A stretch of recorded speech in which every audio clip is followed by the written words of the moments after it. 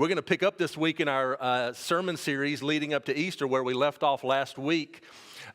We have already had the opportunity to look at the religious leaders. We looked at Judas last week. We have heard that the religious leaders, all this time, they have been scheming.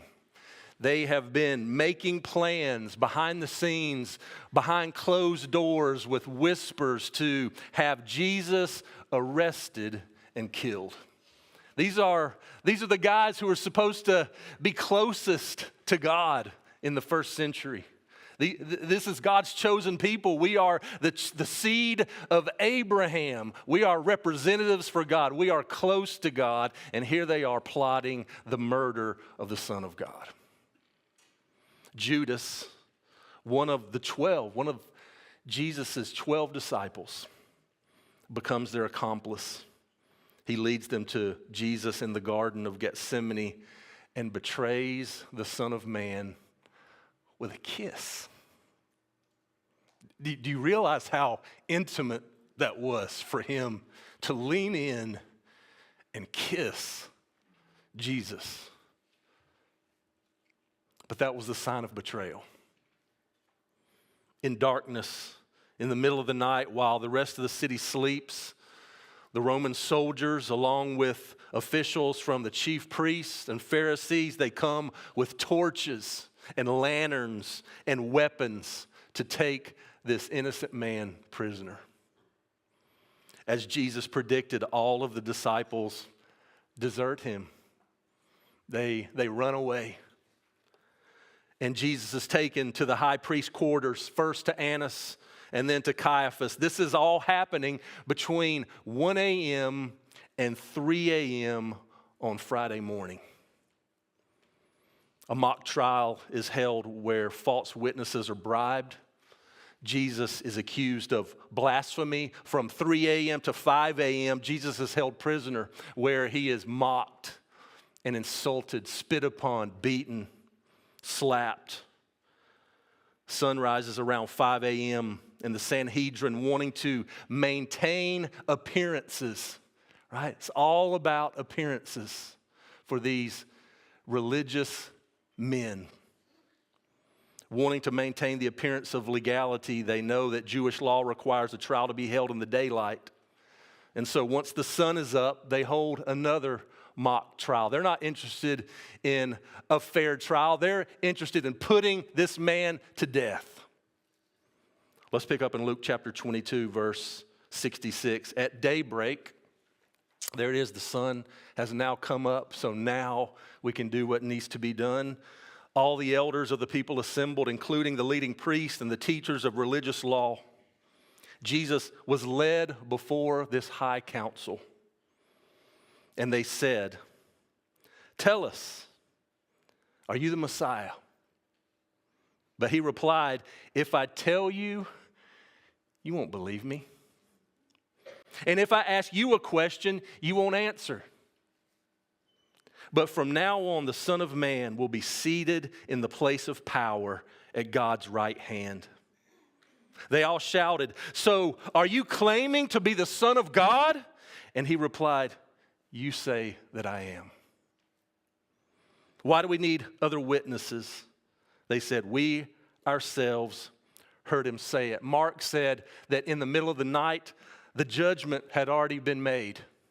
Matthew says the same thing. Luke tells us that they had this morning trial to make it look legal. The Jewish part is now done, but now they've got to bring the Romans into this whole charade. Luke 23:1 says, "Then the entire council, they are unanimous. Jesus has to die." The entire council took Jesus to Pilate, the Roman governor. Why involve the Romans at all? We don't like these guys. We don't like these Romans. Why involve them at all? The answer is in John's gospel, and he gives us a very specific answer. Listen to John 18:31. Only the Romans are permitted to execute someone. Here's why we need these guys. They're the only ones that can sentence Jesus to death. We can't do it ourselves. The power of the sword belongs only to Rome. Only the Romans had the right to kill, so we've got to go get permission from the Romans. So they bring him to Pilate, the Roman governor, another major player in our cast of Easter. We're going to take a closer look at Pilate today. And what we're going to find is the story of a man caught in a terrible dilemma. He doesn't want to be in this position. He tries every way in his power to get out of it. But in the end, this is the man who handed Jesus over to be crucified. That's how he's going to be remembered for all of history. That's the legacy that he has left behind. But who was this man? Let's get a little bit more information on him. Archaeologists prove that he was a real man that existed. Historians, Philo, Tacitus, and Josephus all write about him and tell us that he was prefect or governor of Judea from 26 to 36 AD. So for about 10 years, he's governor of Judea. He had been personally appointed by Emperor Tiberius to this small Roman territory that needed close watching. Probably in his mind, all right, I'm going to this little backwoods little area. I'm going to do my best there. This is going to be a stepping stone for me to rise up in power in the ranks among the Romans. For 10 years, he commanded the Roman military. He collected taxes, and he judged all matters related to Rome. So his position, in essence, was a combination military leader, administrative leader, and a judge. His main job was simple: keep the peace. I've just got to keep this rabble, these Jewish people under control. But there's a problem because there's always revolts and uprising and all these issues. And what we're going to find out is right now Pilate's on thin ice. If there's one more revolt, one more uprising, he's going to be in big trouble. But in order to keep things under control, here's what the Romans decided to do. They would allow the local people to kind of keep their own religion and as far as possible to manage their own affairs. History tells us that Pilate despised the Jews and they returned the favor. Neither one of these guys like each other. During his rule, there were several incidents of harassment and bloodshed, which made the Jews regard him as a cruel and a heartless man. Several riots, like I just mentioned, had broken out in Israel under Pilate's watch, and he had heard the words from Emperor Tiberius himself: one more blow up, and you're done. You're finished. I thought this was important because what we've said for these first 2 weeks is we need to understand kind of the thoughts and the feelings and the motivations, what's happening in the minds of these people that are making decisions in the Easter story. So here we get just a little bit of the history that is informing Pilate's thoughts and the decision he's going to make. It's the Passover season. He's in Jerusalem. Herod is in town too.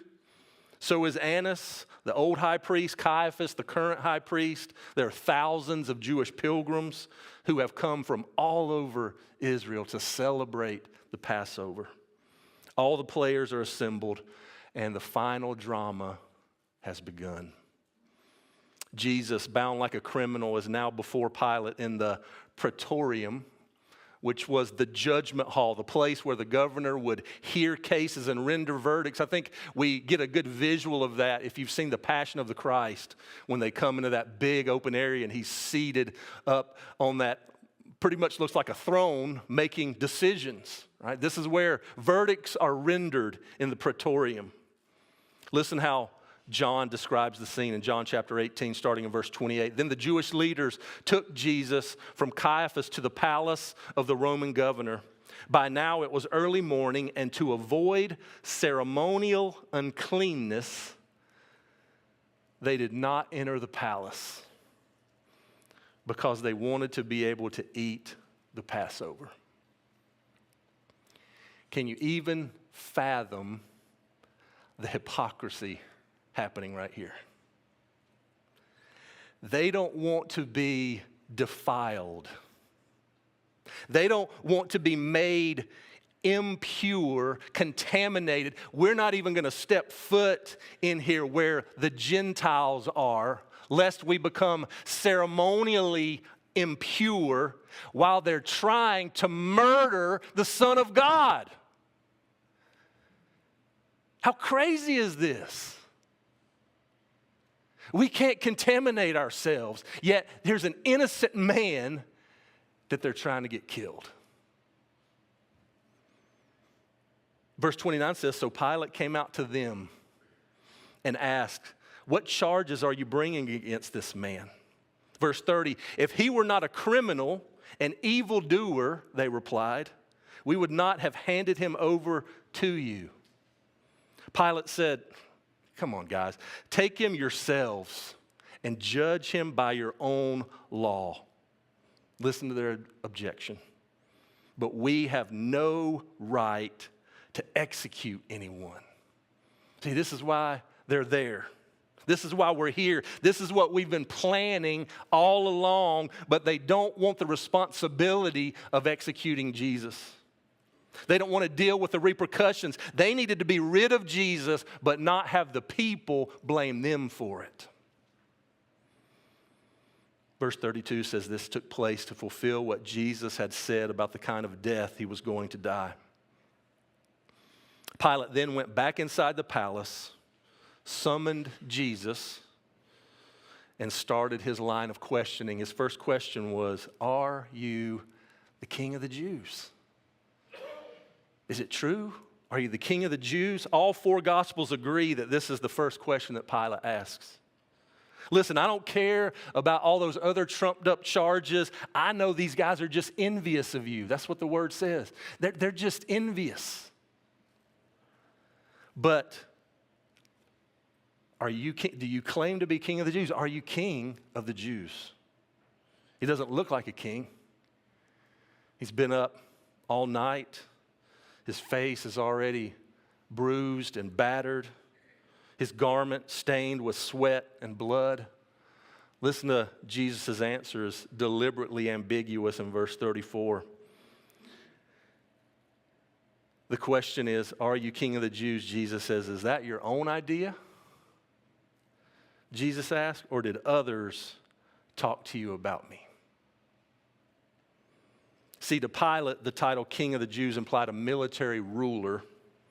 But to the Jews, it meant the Messiah. And the chief priests meant to confuse Pilate into thinking Jesus was some kind of revolutionary leader and thus a threat to Rome. And it's not going to work because Jesus says himself in John 18:36, listen, my kingdom is not of this world. If it were, my servants would fight to prevent my arrest by the Jews. But now my kingdom is from another place. It's at this point that Pilate asked the question that earns him a place in history.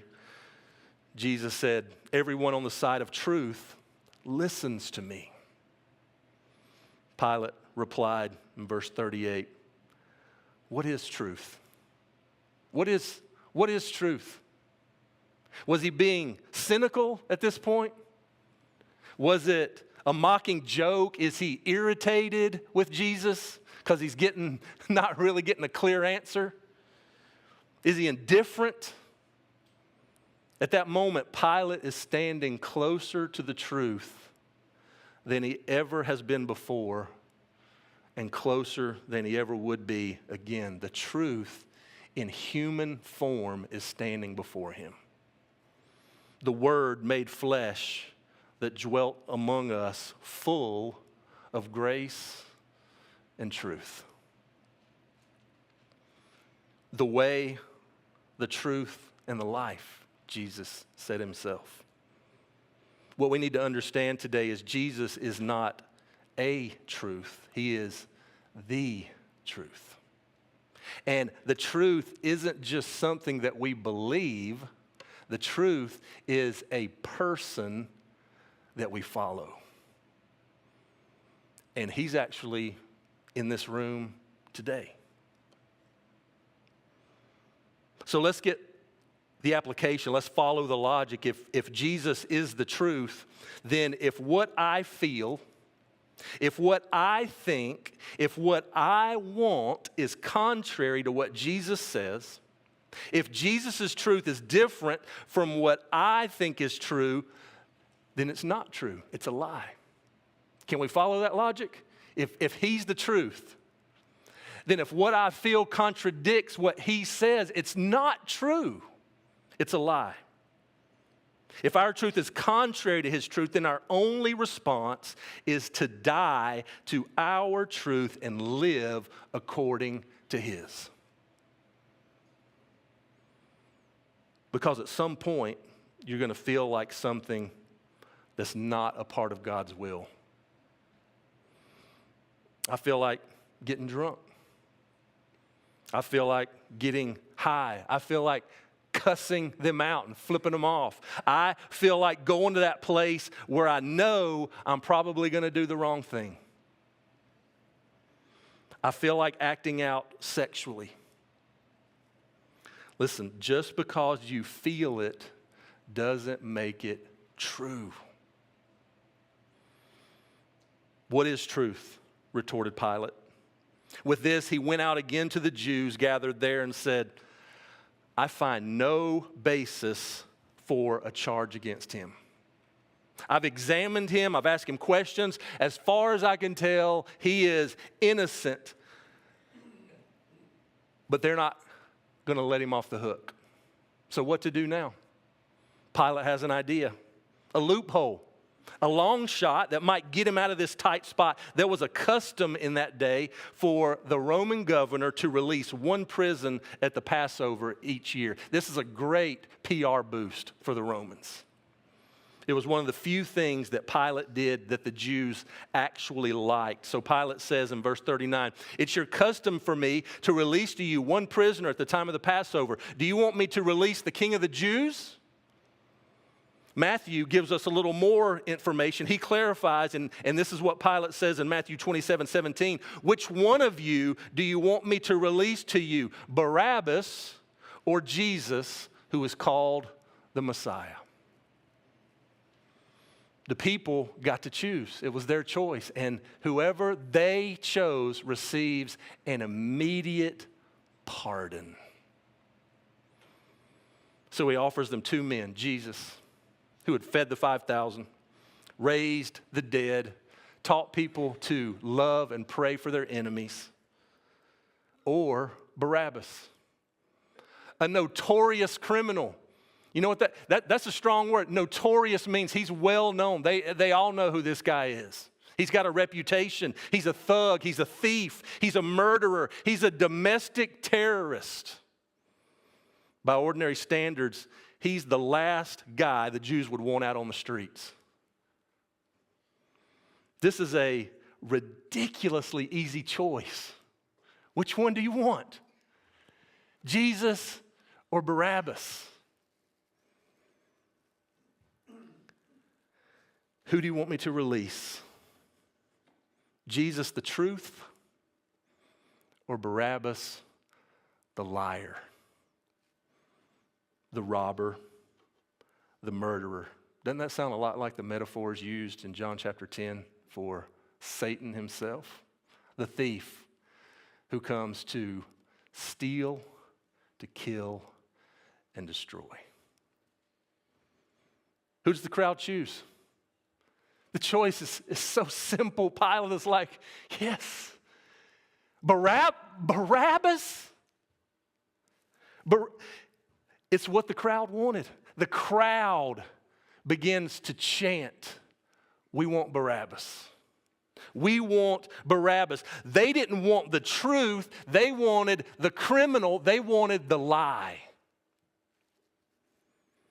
And the crowd, the majority, must be right, right? All the voices that we're hearing around us, they've got to be right? That's got to be where the truth is. Pilate's wife, in the middle of all this chaos, warns him. Matthew tells us she had a dream that had upset her greatly, so she sends word to him, do this man no harm. He's a just man. He's innocent. She's warning him. One writer observed, in all the long hours when Jesus stood on trial, only one person spoke up for him, and it was this woman, Pilate's wife. He's innocent. Pilate himself knows that Jesus is innocent. He repeatedly declares that Jesus is not guilty. 3 different times in the scripture it says, I find no fault. I find no basis for a charge. I find no guilt in this man. He wants to release Jesus, but a decision has to be made. He had to decide. And like so many others have done, he did nothing at all. He sides with the crowd instead of the truth. The voices of the majority instead of the voice of the Son of God standing in front of him. Why would he do that? I think the bigger question today is, why would we do that? The truth can be difficult to hear because it requires something of us. See, we think the truth is just a concept, that it's passive, but the truth is a person standing in front of you today. And we've got a choice to make.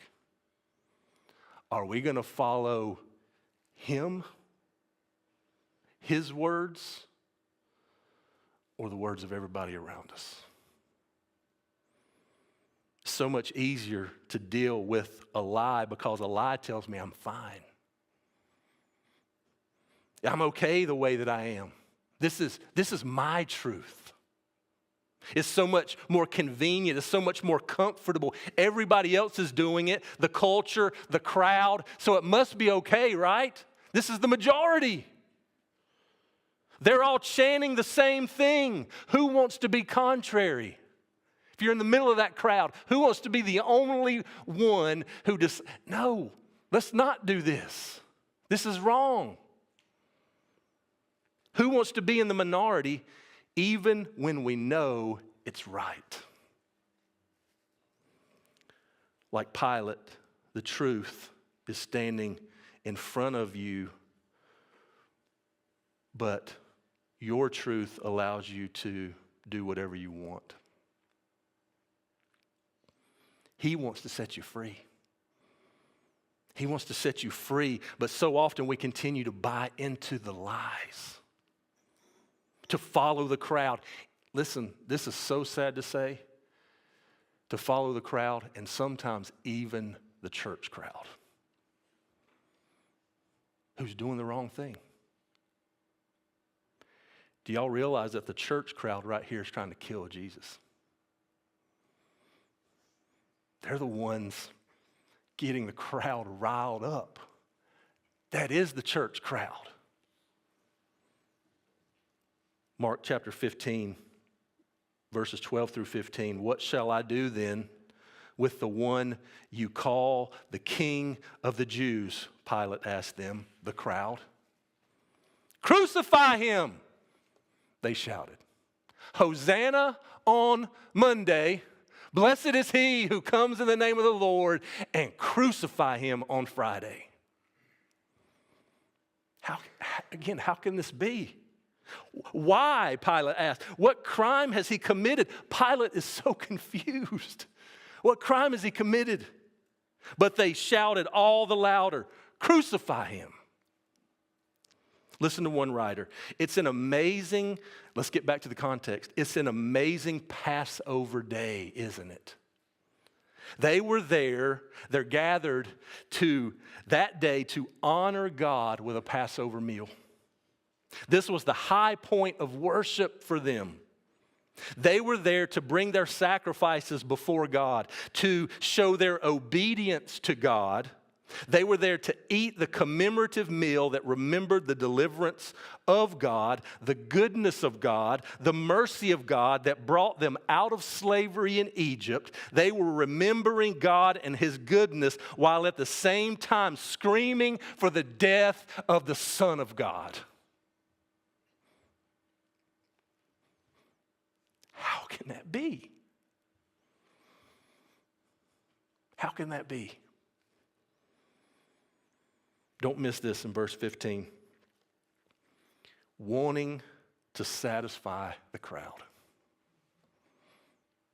Wanting to satisfy the crowd. Pilate released Barabbas to them. He had Jesus flogged and handed him over to be crucified. He's done. Pilate's done.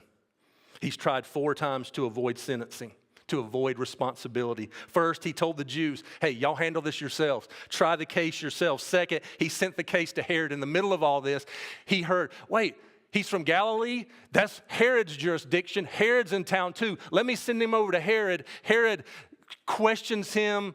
Jesus doesn't answer. He dresses him up in a purple robe, sends him back to Pilate. Third, he tried to appease the Jews by scourging Jesus and let me just beat him. Let me just beat him good, and then maybe you'll be appeased. It doesn't work. Fourth, he tried to make a deal, but the people chose Barabbas instead. Time and again, the gospel writers stress that he found Jesus innocent, but what's a man to do? What's a man to do? He collapses under the pressure, wanting to satisfy the crowd. How's that for your epitaph on your tombstone? That's his legacy. That's how he is remembered in history, wanting to satisfy the crowd. It probably seemed like an insignificant moment at the time. This isn't that big a deal. This is just another itinerant rabbi, teacher. It'll be done and over, and I can get on with life, and I avoided another riot. We don't understand how important everyday decisions are in our lives. And every day we're confronted with, are we going to follow the truth? Or wanting to satisfy the crowd, just keep going with the flow. Avoiding personal responsibility.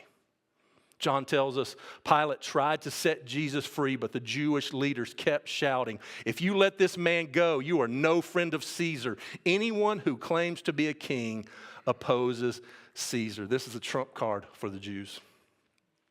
Pilate knew exactly what they meant. Tiberius, he's sick, he's suspicious, he's violent. He's not going to like receiving this bad report. It's blackmail. They're blackmailing Pilate. And it worked. A man will do many things to save his own neck. His job, his reputation, his lifestyle. Pilate yields to the crowd, the religious leaders, to public pressure, and he sentences Jesus to die. Matthew 27 tells us when Pilate saw that he was getting nowhere, but that instead an uproar was starting, he took water and he washed his hands in front of the crowd. I am innocent of this man's blood, he said. It is your responsibility. In this final act of a tortured conscience, he washes his hands of the whole thing. This isn't on me, guys. This isn't on me. This man is innocent, and so am I. But Pilate is not innocent. He's guilty of moral cowardice. Selling out an innocent man. His hands he can wash them all day long. His hands are covered in blood.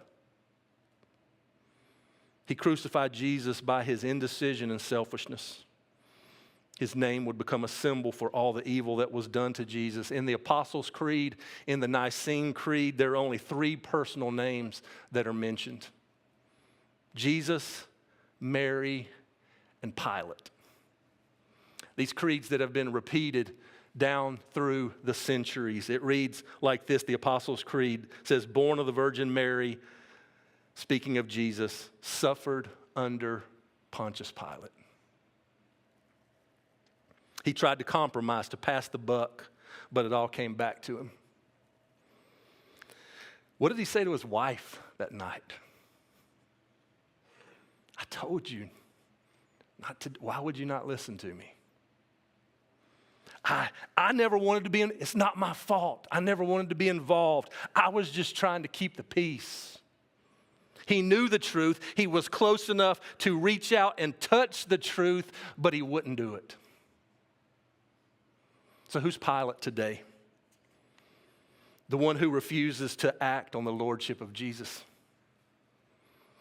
He's here today. He's in this room.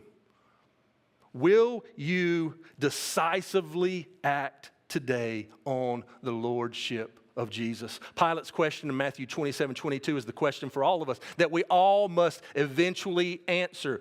Listen to Matthew 27:22. What shall I do then with Jesus who is called the Messiah? That's the question today. What are we going to do with him? There are only 2 possible answers. I can crown him or I can crucify him. There's no middle ground. There's nothing else. Let's turn that question around and make it more personal. What will you do with Jesus? In the midst of all the noise, the crowd, the other voices, all the other voices, the pressures, what will you do with Jesus? You can't claim neutrality. It doesn't work that way. Will you continue to follow the crowd, choose your own truth, and even keep debating what is truth? And we want to sound so smart. Well, what is truth? Who is my neighbor? That sounds familiar, doesn't it? Truth is everything. It's what we build our life on. It's life's most important question. Daniel Darling writes, without a confrontation with the truth, without bowing to the author of truth, our hearts will be subject to the whims of every age, and like Pilate, will yield our consciences to what is most convenient. We'll just be tossed on the waves of lies and human cunning, according to Ephesians 4:14. Pilate isn't courageous enough to decide for or against Jesus. He just defers, postpones, refuses to decide whether Jesus is who he says he is, Lord and Messiah. Will we continue to be like Pilate? You know, I'm not against Jesus. I guess I'm a Christian. I believe in him, but he's not Lord of your life. He's not Lord of your life. Well, that's something I'll decide on later. You know, like the crowds during Jesus' ministry, I'll keep coming to church occasionally and hear the messages, and I'll be a good person, but become a full-on disciple of Jesus, that's for later.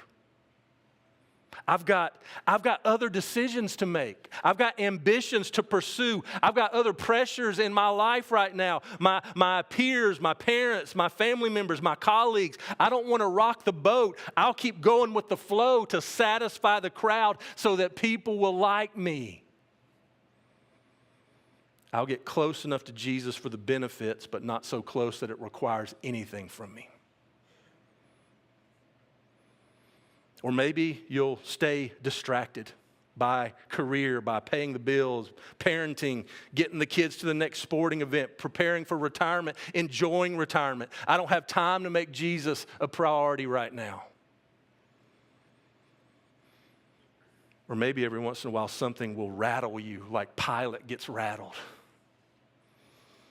Maybe it's a funeral. Maybe it's a moment of fear or conviction, or you begin to feel the despair and really the emptiness of life, of doing it the world's way. It feels so empty. Everything feels so meaningless. You're so close to accepting the truth, but you snap out of it. You leave here, you felt the truth, you felt the conviction, but you leave here and you snap out of it. And it's back to life, back to everything else. Listen, if Jesus is who he says he is, then what he says about life and eternity is more important than anything else in your life. I know that your life is filled with stresses because mine is too. And deadlines and important decisions, but I can guarantee you that 100 years from now, the only thing that's going to matter is where you stand in relation to Jesus. Many on that day are going to say, Lord, Lord, and he's going to say, I never knew you. You were close. You were in the crowds. I was standing there trying to reveal truth to you. But you thought it was about a concept instead of a person. You never submitted to me. I'm the truth. Come and follow me. Live in relationship with me. Do the will of the Father like I've modeled it for you. If you don't do the will of the Father, I can't let you into heaven. You're an imposter. Away from me, I never knew you. Jesus says, what does it profit to gain the whole world? Popularity, position, power, money, pleasure, but lose your soul. Forfeit, give up your soul. It doesn't make sense. It doesn't make sense. So you have to answer the question, what are you going to do with Jesus today? Like Pilate, there's urgency. He had to make a decision. There's urgency. Today is the day of salvation. We can't wash our hands any longer. We can't continue to follow his example. Cowardice chooses comfort over conviction. Who are we going to live for? Others in the crowd, or Jesus, the way, the truth, and the life? Let me pray for you today.